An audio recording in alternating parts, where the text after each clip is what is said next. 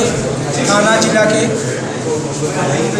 कल्याण तहसील के अंतर्गत कोन गांव श्री गजानन पांडुरंग पाटिल महाविद्यालय के प्रांगण में इलेक्ट्रो होम्योपैथ जो कि भारत की 5वीं पद्धति के लिए भारत सरकार से मान्यता लेने के लिए लाई कई वर्षों से लड़ रही है।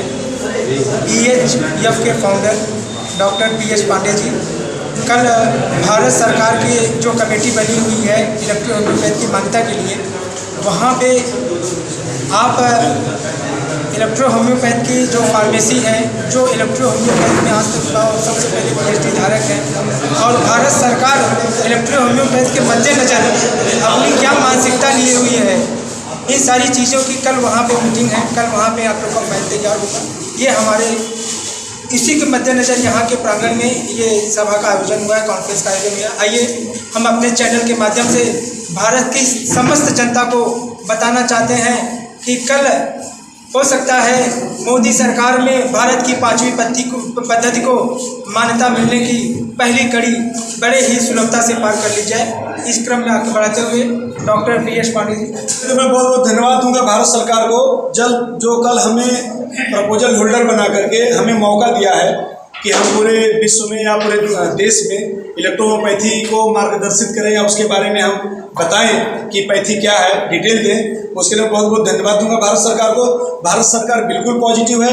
भारत सरकार का 4 साल का कार्यकाल जो IDC के 22 बड़े अधिकारी मिल करके इसको पूरा करने में लगे हुए हैं, ये भारत सरकार के पॉजिटिव मानसिकता का नतीजा है कि पूरी डिमांड हुई थी, उसके अनुरूप हमने काम किया हुआ। 29 इंटरनेशनल आर्टिकल पब्लिश हुए हैं। उस आर्टिकल में जो हमने डिफरेंट काइंड का जो डिजीज रहता है उसके प्रोटोकॉल वाइज कि आप जो हमने मेडिसिन कब दिया, क्यों दिया, और उसका जो डिजीज रहती है उसकी एटियोलॉजी क्या है, पैथोलॉजी क्या है, and how our medicine working.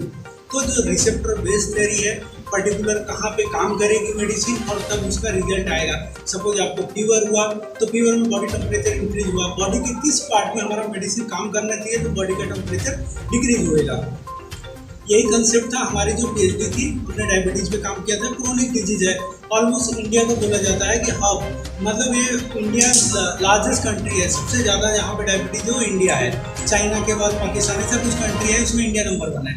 यहाँ पे इलेक्ट्रो होम्योपैथी जो सर ने अभी पूछा कि इलेक्ट्रो होम्योपैथी को रिकॉग्नाइज क्यों किया जाए, तो इलेक्ट्रो होम्योपैथी एक कॉस्ट इफेक्टिव मेडिसिन है जो बहुत सस्ती इलाज है और इसका कोई साइड इफेक्ट नहीं है। अब तक मोटिलिटी ये हम कल बताने वाले हैं, अब तक इसका मोटिलिटी अब तक एक भी पेशेंट, सिंगल पेशेंट डेथ नहीं हुआ इलेक्ट्रो होम्योपैथी की वजह से।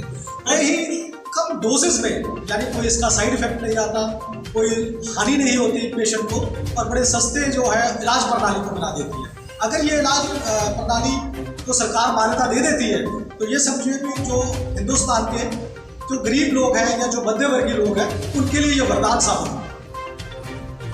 देखिए यहाँ पे जो एक्सपर्ट हैं जो कल भारत सरकार के उस टीम के साथ में बैठ के अपनी बातों को रखेंगे विथ प्रूफ के साथ में, ये तो हमारी जनता के लिए ही बहुत ही देखा जाए तो एक भारत का 8वां अजूबा कहा जाए तो कोई इसमें अतिशयोक्ति नहीं होगी।